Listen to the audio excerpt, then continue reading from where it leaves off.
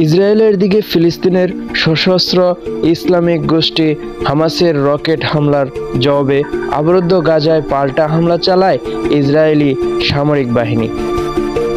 পাল্টাপাল্টি এই হামলার ফলে দুদেশেই বিরাজ করছে যুদ্ধ পরিস্থিতি। এ নিয়ে প্রতিক্রিয়া জানাচ্ছেন বিশ্ব নেতারা, পক্ষে বিপক্ষে বলছেন নানান কথা। যুদ্ধে ইসরায়েলের পক্ষে অবস্থান নিয়েছেন একাধিক দেশ, তারা অবস্থান জানিয়েছেন বক্তব্যে। এসব দেশের মধ্যে রয়েছেন ফ্রান্স, যুক্তরাষ্ট্র, ভারত।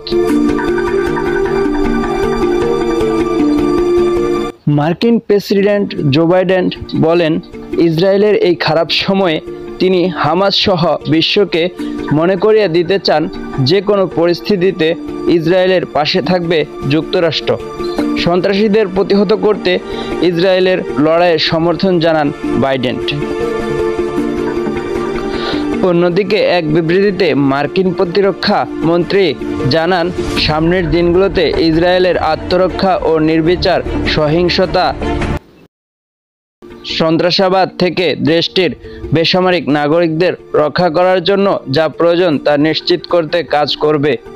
মার্কিন প্রতিরক্ষা দপ্তর ফ্রান্সের প্রেসিডেন্ট ইমানুয়েল মাখোঁ ইসরায়েলের ওপর সন্ত্রাসীদের হামলার তীব্র নিন্দা জানান। হতাহতদের পরিবারের প্রতি তিনি গভীর সমবেদনা প্রকাশ করেছেন।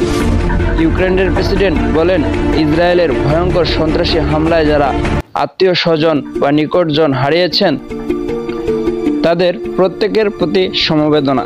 ইউক্রেন বিশ্বাস করে শৃঙ্খলা ফিরিয়ে আনা এবং সন্ত্রাসীদের পরাজিত করা হবে। বিশ্বে সন্ত্রাসের কোনো জায়গা নেই, কারণ এটি সবসময় অপরাধ। ইরানের সর্বোচ্চ নেতা আয়াতুল্লাহ খামেনি হামলার পরপরই কোনো রাগটাগ ছাড়াই ফিলিস্তিনের প্রতি আকুণ্ঠ সমর্থন জানিয়েছেন।